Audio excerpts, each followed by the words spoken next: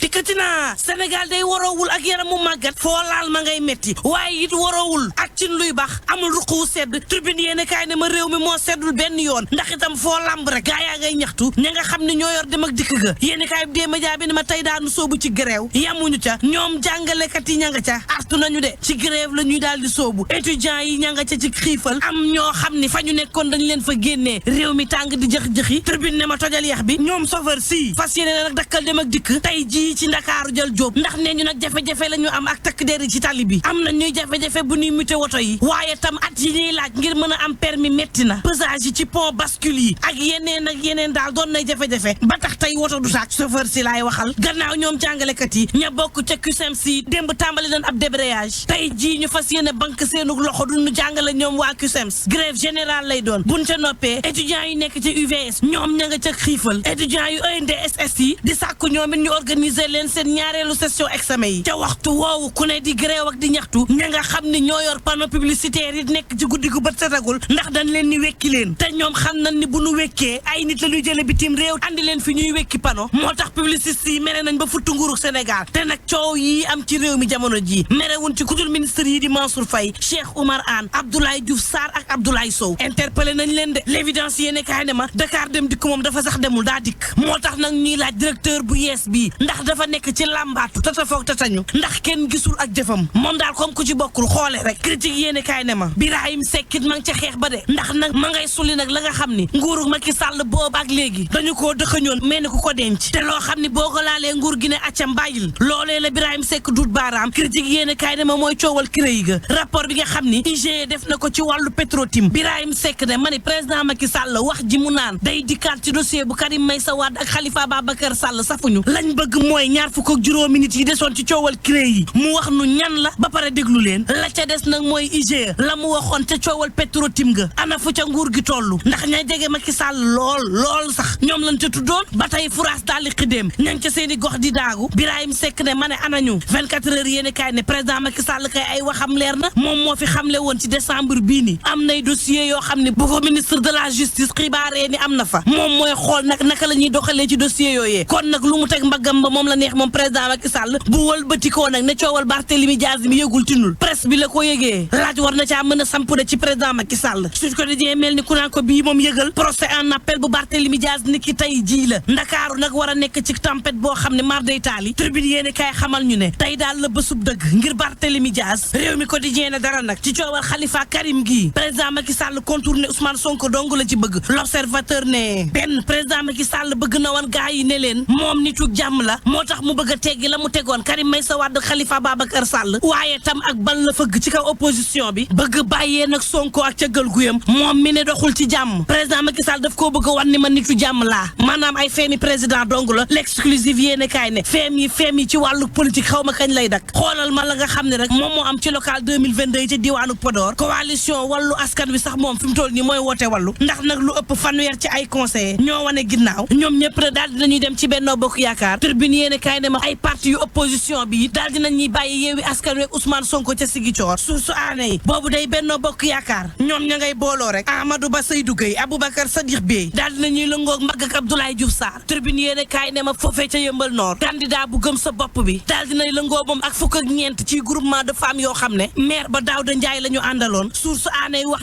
ji mooy politiciens yi daal dafa mel ni dañoo jàppee nit ñi ay kànk ñoom dañuy ànd ak yow ca ba muy neex waaye bés bu ñu amee la ñu bëgg fàtte la yéene kaay bi ne ma xoolal waykat jeeg politicien bi ñu ngi ci guerre goo xam ne xaw ma kañ lay jeex présidentielle 2012 ba ak tey ñoom parti dañoo lànk ne la ñu doon jëfandikoo ci seeni campagne duñ ko fay waykat yi Moustapha Niasse Ousmane Tanor Dieng ak Idrissa Seck donc ñoom ñoo fay am na ci musicien boo xam ne ba muy fayeeku politicien bi mar day taali la ñu daal di mujjee médiation bi nag SODAV tàmbali na ko yeneenu bor yoo xam ni gaa yaa ngi koy kaas muy li nga xam ne Sonatel da ko yoreel commune yi Yankhoba Diattara ni mairie na seen xel daal ñi ngi ci projet de décret boo xam ne dina tax nag Sonatel di collaborer ak association maire yi ngir mën fay leen lépp lu leen yoreel waaye nag wax lu la neex ci réseaux sociaux yi day dakk Yankhoba Diattara moo ko daal di xamle Ismaïla Madior Fall la bëgg ngemb ngir mu liggéey nag ci benn projet de loi boo xam ne daañu fa réguler lépp lu jëm ci kàddu yooyu bàyyeekoo ci réseaux sociaux yi ngir dal am ci réewum Sénégal yéenekaay bii di laas ba tey di ma xamal ne Ismaïla Madior Fall de moom la ñu jël ngir mu dem caxat-caxatee mafia kackat yi booba président Macky Sall moom nee na ma ngay doxal Dakar Times ne ma nga ca projet boo xam ne dañuy defar ak pont Rosso Sénégal Sénégal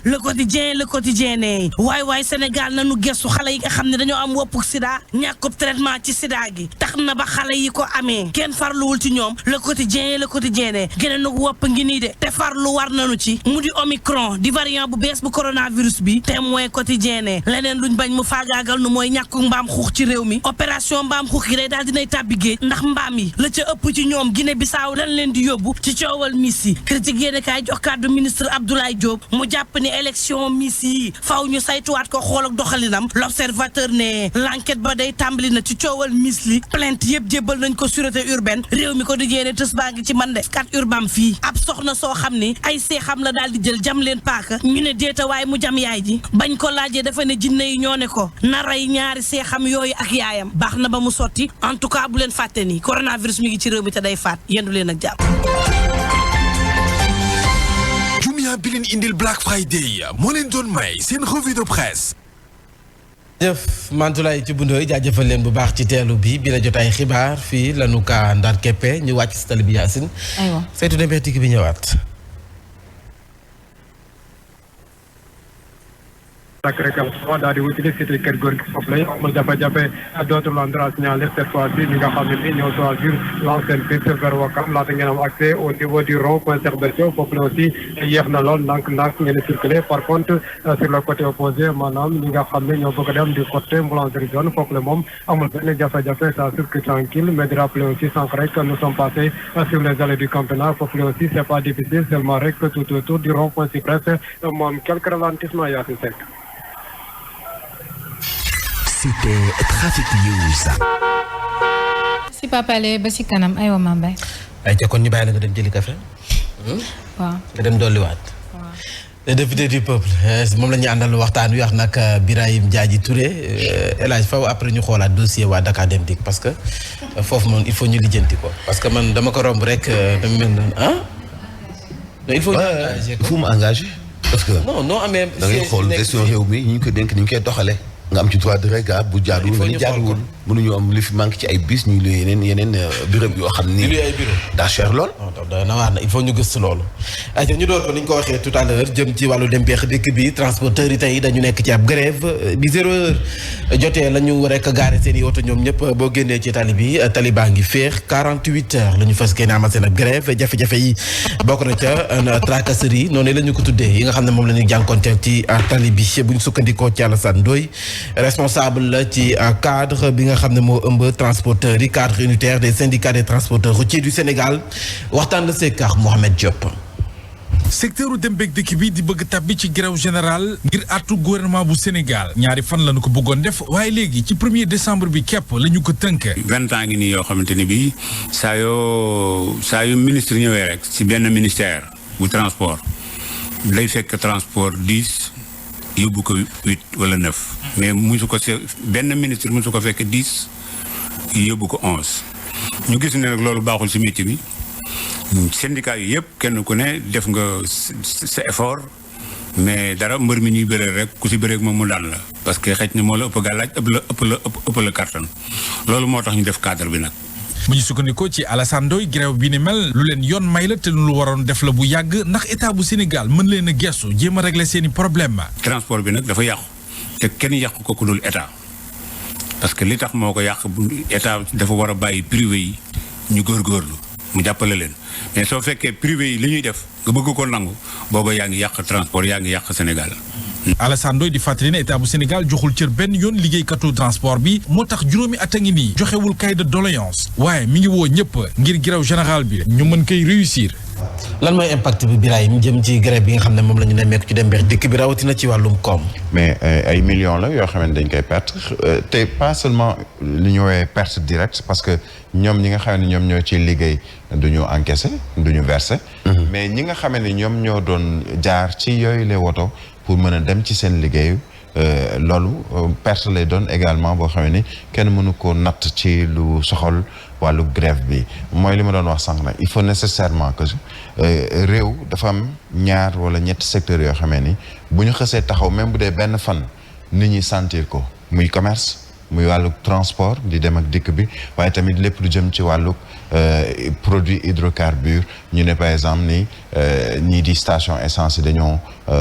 grève wala yu ni mel am na ñooñu ñoo xamee ni en plus bien entendu muy ñiy liggéey ci wàllug kër docteur ak yooyu daanaka secteur bu nekk dafa am importance mais dafa am moment yoo xamee ni yow yaa ngi wax wàllug relance économique yaa ngi wax wàllug fexe génn ci situation yi nga xamee ni Covid-19 bi da koy indi ñuy njort naan ni am na beneen vague buy ñëw loolee yëpp da nga war a fexe ba sur le plan économique nga mën a taxawaay boo xamee ni lu mën a ñëw di nga ko mën a dékku wala jafe-jafe yi du doon lu bari mais secteur transport bokk na ci loo xamee ni dafay xaw a yëkkati sa économie parce que ñoom bu ñuy wax ci wàllu dem beeg dikk c'est pas seulement Dakar bii ñuy wax naan trafic boys yi ndax fii am na oto wala amul oto mais ñiy def voyage di génn Dakar di dem ci yeneen i régions yi ñoom it bu fekkee ne dañoo banque seeni loxo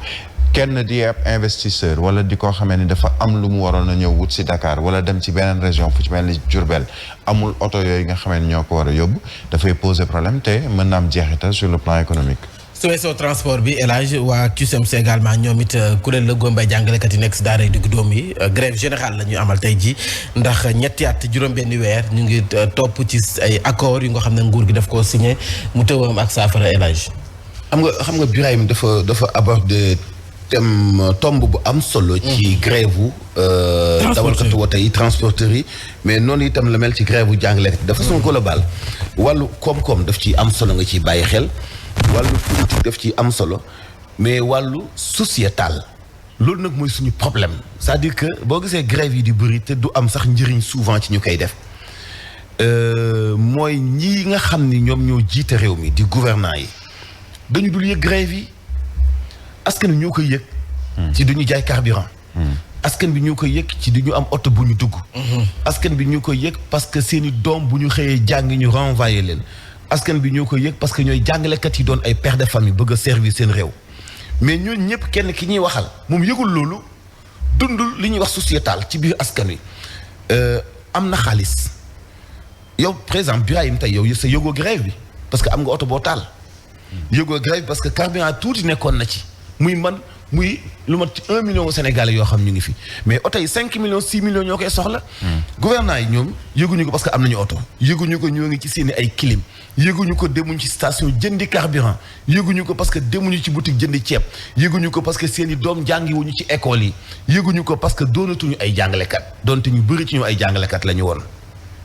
donc en réalité dañu nekk ci fi ñuy jëlee dogal yi. te yëguñu Sénégal yi coono ak jànkuwaan ak jafe-jafe bi ñuy jànkuwanteel ana coowal mburu mi jeexul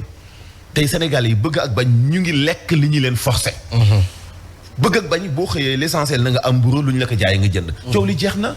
ana coowal suukar bi ñu doon wax ne yokk naa ak yokkuwul ñu nangu fi ay alalu boroomi boutique jàpp leen entendre leen alamaan leen fan la mujj kenn ku nekk yaa ngi continuer di jaay li nga sentir pour mën cee daan sa doole ana fi ne ñu ngi toll ci njëgu gerte gi nee nañu am nañu ay points de vente yu ñu réglementé demal ba xam gis nga benn point de vente bu ñu réglementé coow li ci am c'est-à-dire que ñoom yëguñu li xew parce que demuñu sur le terrain parce que demuñu ci askan wi parce que yëguñu coonow askan wi loolu mooy li tax defe naa ni grève daanaka amatul valeur Sénégal et pourtant lu am solo la te la ñuy kaas lu xel mën a nangul te ñoom ñooy responsable bi bu dee chauffeurs yi policiers yi leen di jàpp ci yoon bi la ñuy wax ak yeneen accords yu nguur gi respecté wul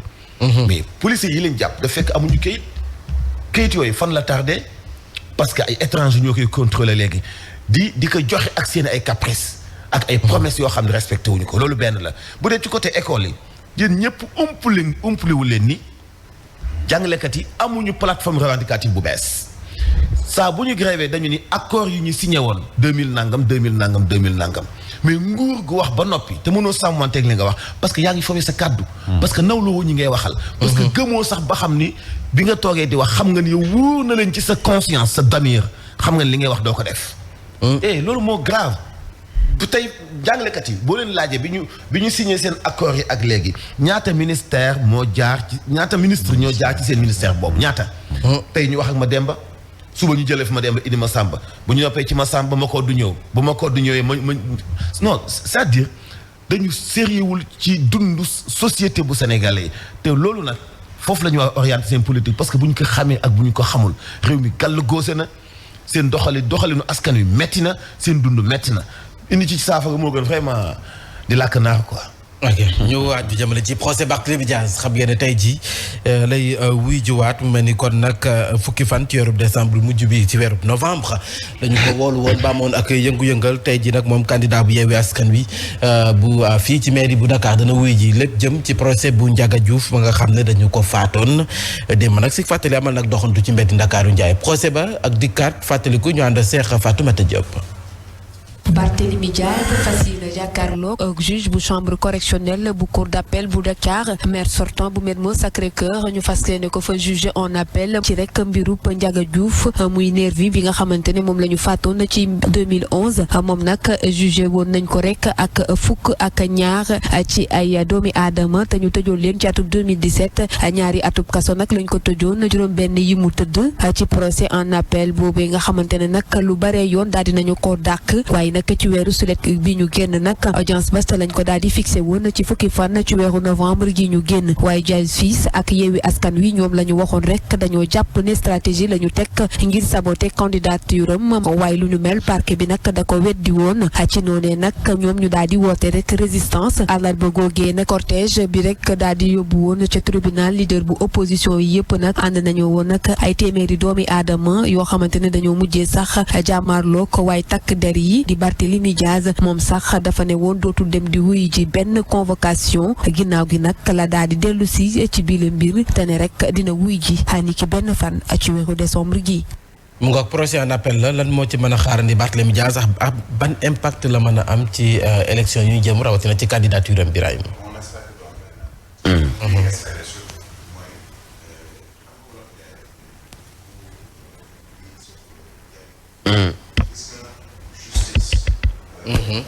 justice li ñuy xaar ci mbir mi mooy ça dure 2011 la woon les faits on est en 2021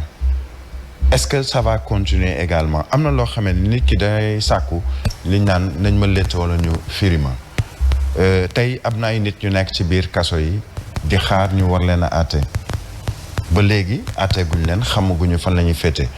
boo demee Thiès moo fa ne nga dem ci yeneen i kaso ci réewum Sénégal même chose am koo xamee ni moom nee na àtte nañ ma waaye lañ ma àttee ci lu jëm ci wàllu koom biñ may laaj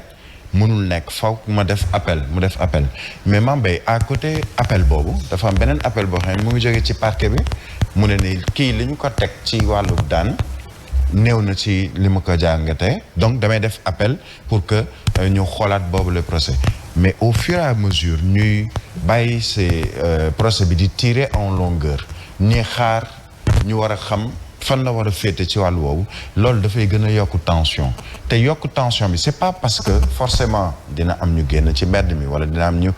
xuloo wala ñu xeex non mais tension même sur le plan politique tey est-ce que soxla nañu ko dans la mesure où président Macky Sall moom moo ñëw dalal bëkki démb la su ma juumul cadre unitaire bi nga xam ne moom mooy CUDIS dalal waa jàmmi réew mi ci kàddoom li mu xamle mooy dinaa def sama kéemte lay kàttan ba nga xamee ni lépp ci jàmm lay doon ci réewum Sénégal mais gis nga jàmm dafa am lu ñuy wooye ay étapes yoo ci mën a yooyu jaar wala cheminement boo xam ne da nga koy def pour àgg ci jàmm boobu étapes yooyu mooy lan ñu ngi wax ci journaux yi ñu naan mbirum Karim Wade mbirum Khalifa Sall mais tey tamit mbirum Barthélémy Dias mbirum ñeneen ñi nga xam ne ay hommes politiques lañu ñu bokk ci langue politique bi ñoo xam ne ay doomu réewum Sénégal lañu am lu ñuy dagaan ci wàllu politique est-ce que war nañu doon war na am lu ñuy wooye benn frein wala paaka bu ñu teg seen kanam pour ne leen doo leen dem muy ci wàllu jaarale ko ci li nga xam ne moom mooy yoon loolu il faut nécessairement ñu dindi ko jàmmu politique lañu bëgg ci lu ñuy wax violence c'est pas forcé que violence bi doon ay dóor ak ay saaga ak sànni lacrymogène wala génn ay bant ak jaasi violence bi mën na doon violence bi ñu woowee psychologique ndax nit ki dem na ba tënku na ci boppam xam nga tey Barthélémy Dias gisuma ko waaye li wóor mooy dafa ne sew na ni procès bi na jeex benn yoon ma xam fépp fu ma war a féete naa ko ci xam keneen nag ñoom ñiy àtte ñoom seen bopp xam naa ni 2011 ba tey nee nañu doyal nañu ci troupe Barthélémy Dias di dellu si ci li nga xam ne moom mooy cour d'appel wala ñuy naan dañ ko war a àttewaat ak mais il faut nécessairement que lu ñu war a baral nañ ko baral lu war a féete boor ñu féetee ko boor ba nga xamee ni après looy wax naa ni da nga bëgg jàmm ci wàllug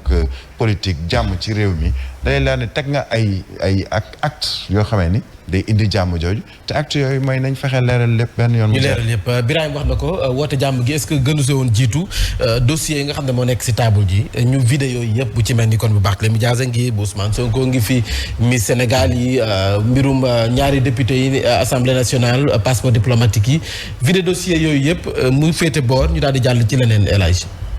dossier Missu Sénégal bi góobu mu jëm fenn. su ko ko ci cadre ministre de la culture daanaka bëgg nañ ci setal seen bopp donte Sénégal yi duñ leen ci setalee noonu wàllu député yi démb rek maa ngi koy wax fii bi ñu lever seen immunité parlementaire rek léegi ñu ngi continuer dox ni mu leen neexee comme ñëpp amuñu dara lu ñuy tiit question bi mooy lan moo tax yëf yi yeex ba léegi Barthélémy Dias comme li Birahim wax moom la sénégalais yëpp wax mooy dossier bi dañ ko war a vider et président Macky Sall mi jiite réew mi tey bokkoon na ci souteneur yi gënoon a fës gën a ràññeeku bi événement bi soog a am mu dem toog jàkkaarloo ak famille Diaz reconnaître ci jamono jooju ni dañoo tooñ Barthélémy Diaz fekki ko meereem ni dañ ko génn ci kaso bi et bi mu faloo Barthélémy Diaz bokkoon na ci ñu nekkoon ci nguur gi après ay xalaatu politique yu wuute waruta mën a tax kilifa soppeeku ci position wala kàddu yu mu waxoon démb gis nga ñun Afrique wala sénégalais li ñu gën a sonal mooy émotion wala xëy na sentiment maam bu ma lay jugé na tegu rek ci dëgg sama kàddu yu démb bu mu safaanoo ak yu tey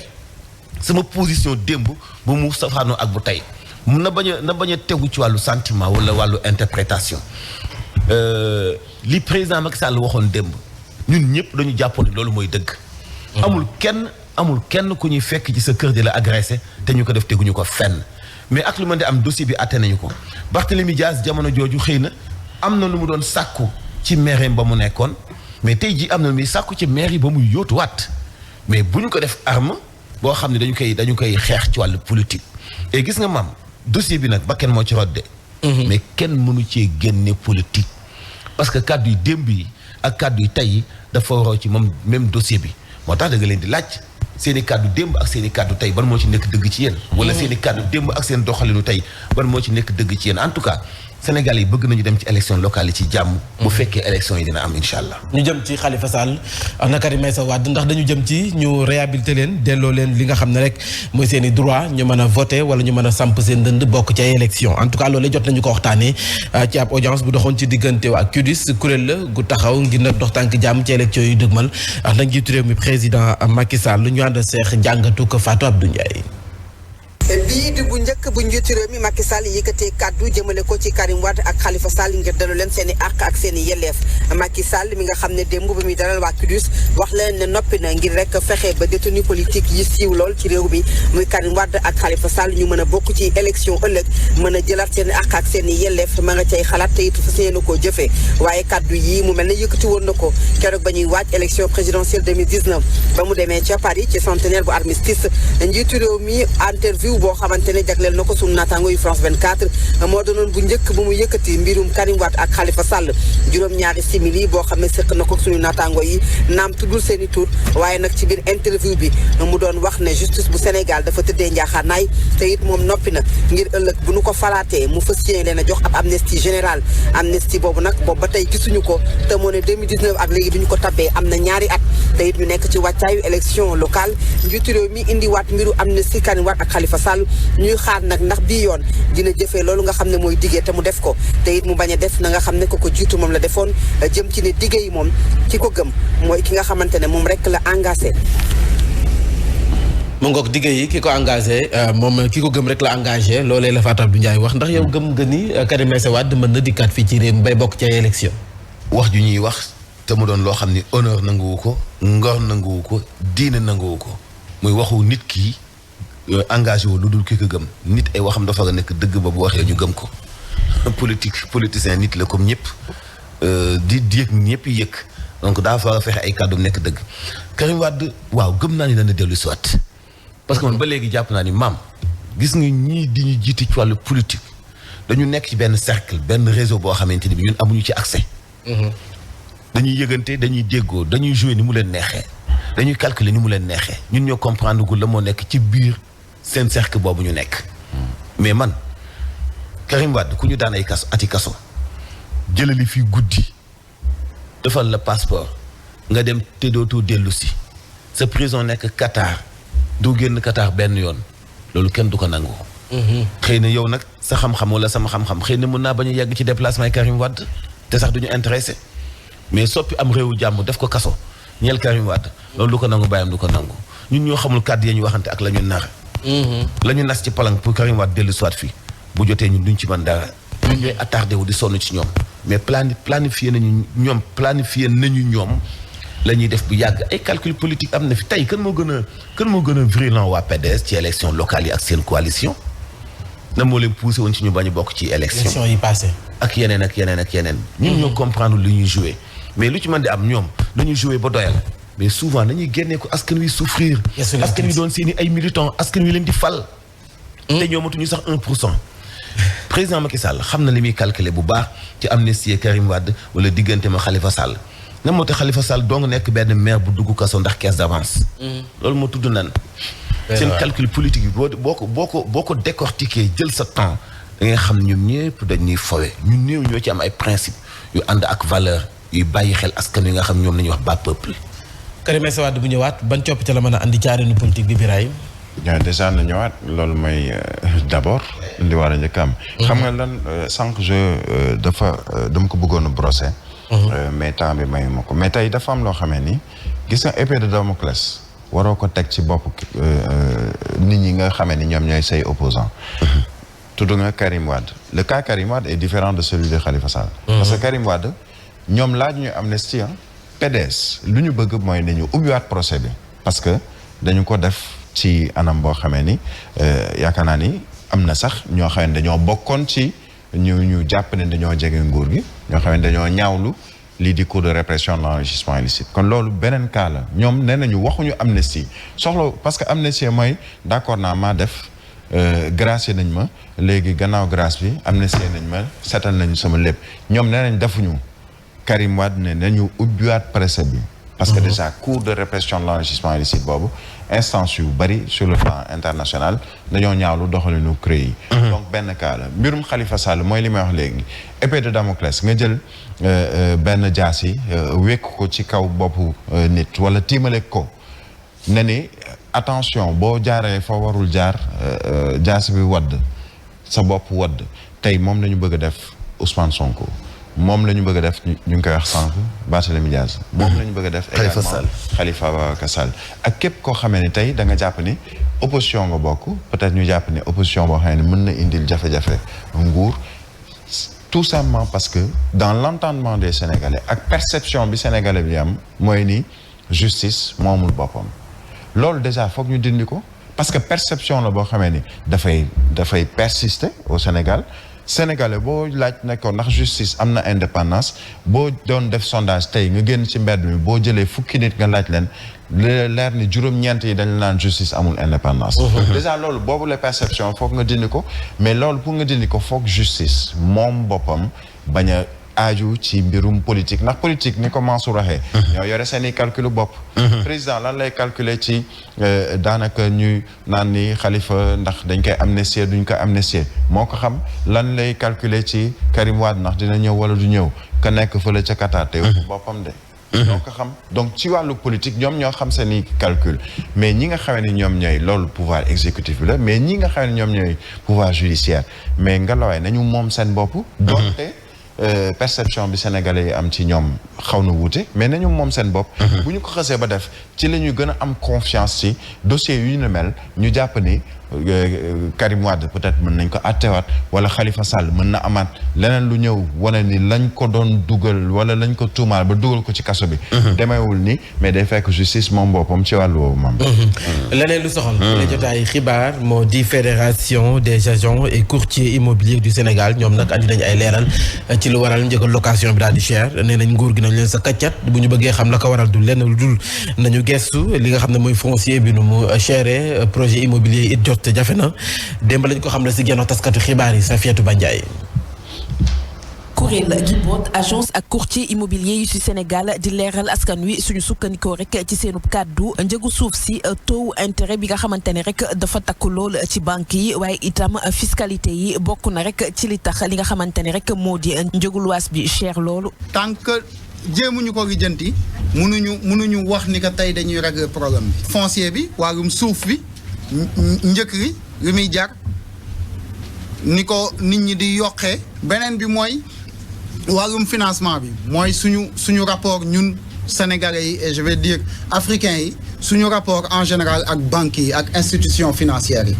parce que ñoom tamit nañ ma baal mais kenn du leen tudd mais nañ leen di tudd nag. ñi bootu ci bile fédération jàpp ni rek duñu nangu stigmatisation bi nga xamante ne rek ñu ngi koy def seen ndodd tey proposé. ñun dañuy tabax dañuy suivre tabax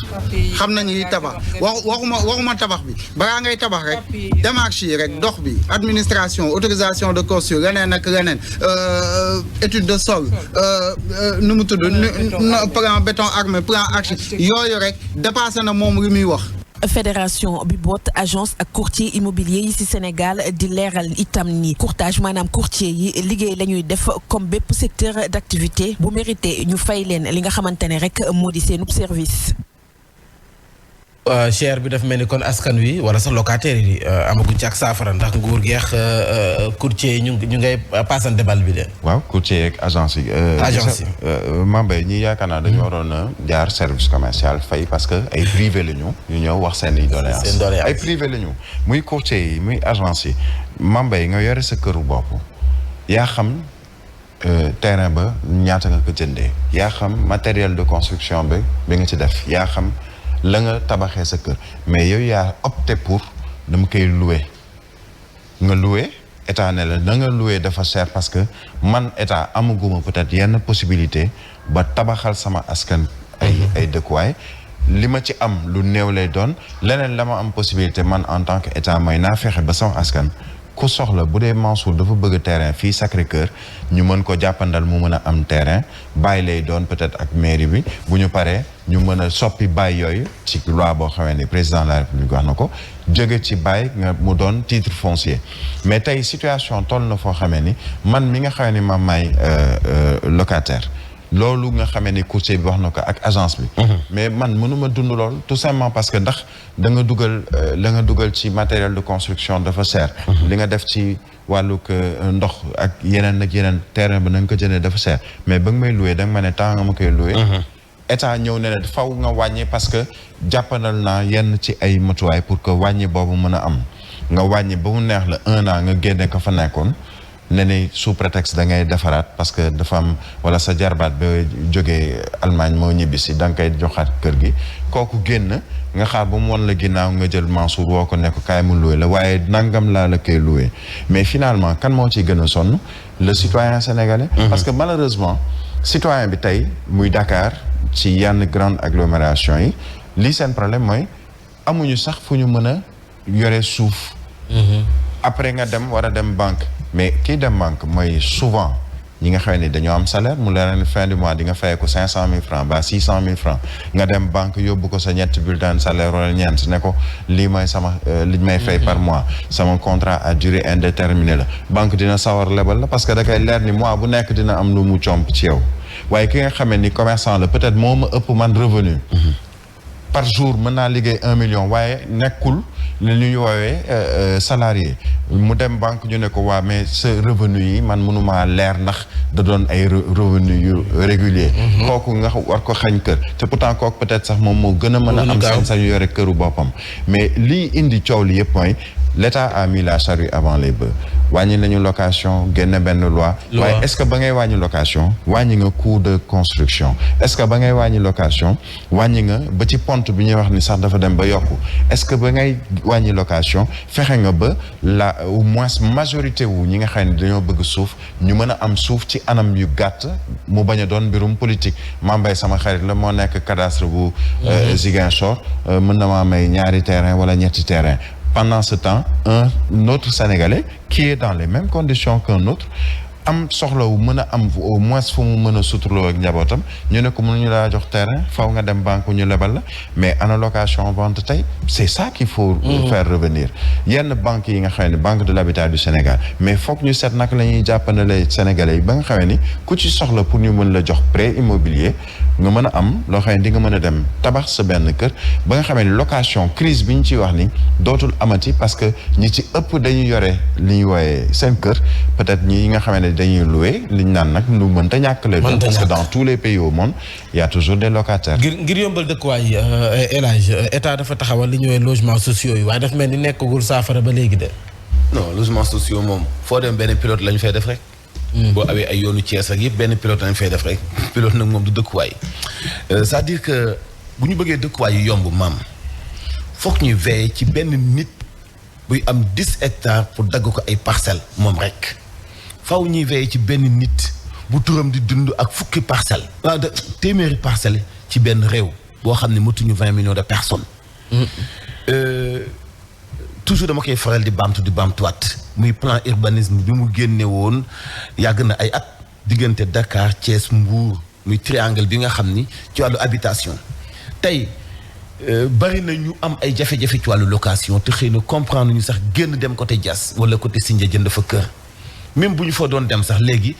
patron yi ko teel a découvrir mën a jëndandoo téeméeri parcelle wala fukki parcelle dem nañu accaparer ko léegi ba nga xamante ni bii même daan doole bi bu demee bëgg fa terrain dootu ko am problème bi du comme courtier yi ni ñu ko waxee nii moi je pense dañu demul au fond des choses ay nit yu ma respecté lañ ay chef d'entreprise lañ et ñu ngi liggéey di am ay employés mais locataire bi mënta jariñ seen wax ci parce que kiy loué yoonam nekkul ci suuf bu cher kiy loué dëkkuwaay la bëgg dëkkuwaay bi am na fourchette bu ñu wax ni bu fekkee fii ngay dëkk nii la mel war a passé fii ci wàllu location ñoom agence yi war nañu veiller ba nga xam ne borom kër gi bu ñëwee ni fii dama koy loué 200 000 ñu ne ko fii du fourchette boo xam mën nañu ko loué 200 000 parce que ñun tam dañuy veiller ci li nga xam moom nañu saxal comme loi loolu benn la ñaareel bi ci des war nañuy participer bu fekkente ni bii ki moom bailleur bi dafay utiliser force ci kaw locataire bi bëgg koo génne ci aw ci huissier de justice yenn saa yi dañu lay tiital ba nga xam da ngay génn daw ak say bagage te ñooñu sañu ñu laa génne ci wàllu loi borom kër gi mënu la génne huissier de justice mënu la génne am na yan beneen norme bu ñuy jaar pour mën la génne beneen procédure bu ñuy jaar pour mën la génne mais moment boobu noonu agence bi nga xam moo la utaloon foofu wala courtier bi da ko doon fay location ban taxawaay lay taxawee ban jéego lay def pour contrat bi mu lay jox sax te borom kër gi signé ko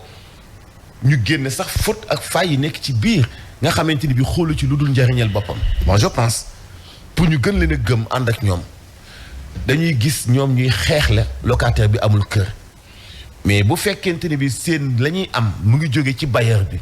tax toujours ñoom seen position day mel ni ku féete ak bailleur bi parce que néew na lu ñuy bokk si ci wax dëgg bailleur bi recadrer ko pour mën a protéger locataire bi donte woon ni moom moo doon fay bu ñu taxawee noonu ñu gën leen a gis ci côté social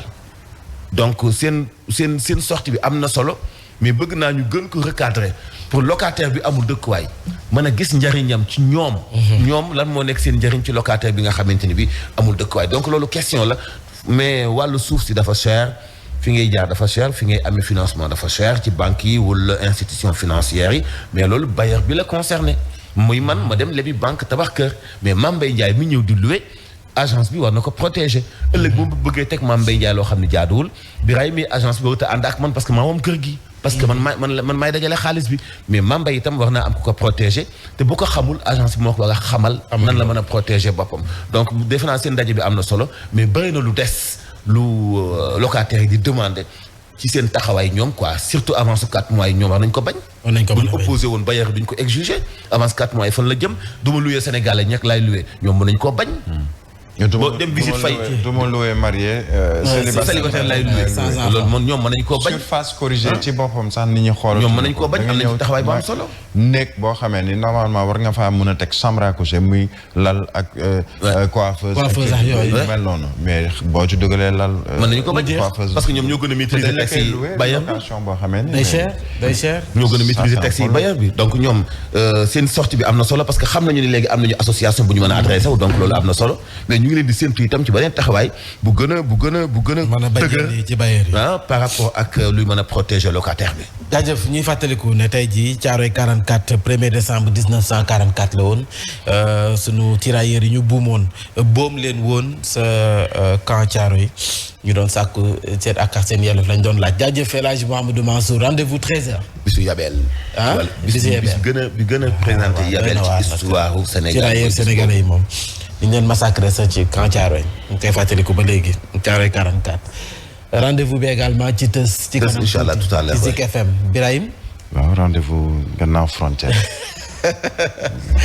ayca du tere dañuy àndax ki nga xam ne moom mooy Ali Saleh Diop ministre de l'élevage et des productions animales ndax mu ngay xam ne kon lu toll ci junni ñaar téeméer ak ñeent fukk ak ñett ci ay nag war nañu dikk ak ñetti téeméer ci ay bëy ngir nag yokkum meew gi production bi fii ci réewum Sénégal démb lañ doon réceptionné animaux yooyee ñu teew lay kàddoom. bu njëkk subvention bi mu daan def tolloo na ci 30%. barkaati démb ca Daara Jolof rendez-vous mag bi nga xam ne amoon na ko ak ay bokkam éleveur mu ne kat lii nga xam ne maa ngi ko doon def ci ñi indi nag yi di jëm di ko indi ci bitim réew danaa ko yokk léegi subvention bi dem na ba ci 50%. loolu yéene gën koo gën a am solo. koo xam ne mbir mi soxal na la nga ñëw bindu baax xeetu nag bi nga xam ne moom nga bëgg ñu wax la buñ ko jëndee indi ko ba Sénégal ñaata lay jar la nga xam ne moom lay jar rek xaaj ga président de la République nee na moom gàddu na ko xaaj ga yéen ngeen jël. ñu àddu jëmale ci jigéen ñi nga xam ne ñoo nekk ci Afrique sowu jant di association des femmes de l'Afrique de l'Ouest AFAO ñoom nag seen bëgg-bëgg moo di ñu gunge leen jëm ci ñu yëngu ci agriculture biologique te nag du am dara lu nga xam ne gàllankoor la ci wàllu chimie loolee sabab nag ñoom responsable structure bi ëmb jigéen ñi réew Afrique sowu jant fës kee def promotion agroécologie ngir nag mën a atteindre suñu souveraineté alimentaire loolu leen tax a jóg doxantu nañu ca tool ya nga xam ne kenn si ñoom te mu yëngu ci wàllum agriculture te du am benn intrant chimique Khady Fall Tall présidente ba AFAO jot na saa yëkkati ay kàddu gannaaw visite bi. ña ngeen nekk ci bokk moomeelu ko Touré Mbon. waaye ñoom mbéy mi leen ñor mooy mbéy mu sell mi ñu yàlla indi ñu fii ci loxoy Maam Kumba ñu gis déjà li mu def defee ko ngóora donc li ñuy def mooy gërëm ACF. won ko ne ko daal li nga xam ne nii moom la ñu nekk nii tey di ko jëmbat ci suñu diggante parce que dañuy jëmbat rek yàlla mooy mottali bëgg nañu mu nekk loo xam ne lii bu ñu toogaatee fii ak ñaari at ñetti at mën a teg baaraam loo xam ne lii dinañ ne lii de AFAO ko liggéey ak ACF waaye man tey fi ma leen di xëcc jëme d'abord ci jigéen ñi la loolu tam defe naa ne kenn du ma ko meree ñu ciy boole yoo xam ne yii sunu maas gi jàngul ñu nu yóbbaale bu ñu béyee ñu wane ko bu ñu wittee ñu wane ko bu ñu toggee ñu wane ko pour xale yi bañ a xiif bañ a mar. lu pàcc bi la jotaayu xibaar tàggat yaram lay doon.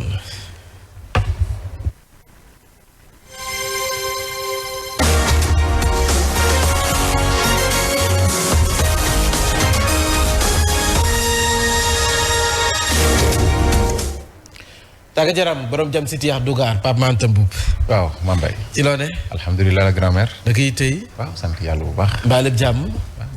alhamdulilah ñu waxtaanee diplômé yu INSEPS yi nga xam ne ñoom dañu bëgg ñu dugal leen ci fonction publique. en tout cas daal loolu mooy nag seen mbébét yooyu la nag étudiant jógee ca formation jëm ci wàllum institut national supérieur d'éducation populaire des sports ñu gën koo xam ci INSEPS ñoom nag seen mbébét mooy nag gannaaw ba ñu defee seen formation master ba noppi ñu dugal leen nag ci fonction publique ñu mën a nag jëriñ sport bu Sénégal ni ki noonu jëriñ seen réew. ci noonu dañ ci teewlu kii di Diadji Foun ci micro kii di Pape Moussa Traoré ak Baba Diaw. ñun liñ bëggoon en tant que jeune sénégalais donc ñi nga xam ne dañoo pare pour rendre service seen pays moo tax ñuy interpeller monsieur le président en l'occurrence monsieur Macky Sall et aussi le ministère du sport et le ministère de la jeunesse parce que daa am lu ñu war a leeral tuuti ñun suñu master bi 2 promotions lañ boole. ay animateurs socio-éducatifs yu def formation en animation socio-éducative ak ñoo xam ne def nañ formation en management du sport pour ñu def le master en management des activités physiques sport et loisirs donc loolu daal laal ñaari ministère le ministère de la jeunesse et le ministère du sport donc ñu ngi leen di woo autorité ne leen am na ay jeunes yoo xam ne dañ leen former dans le domaine du sport mais liñ bëgg mooy ñëw rendre service suñ population rendre service suñ pays donc loolu nag mënuñ koo def lu dul état bi nga xam ne moom moo ñu formé fay lu seer suñu formation nañu jël nag ñun ñu ñëw rendre service li nga xam ne moom la ñu lebal. ñu waxtaanee wàllu football ak professeur Mamadou Koumé ma ñu defal ak fàttali ci équipe nationale 1960-2000. waaw boobule nag daanaka livre ni ki démb la ko doon fësal dikkaat bu baax a baax nag ci jamono équipe nationale ci 1960 ba jàpp atum 2000 mu dippee ko nag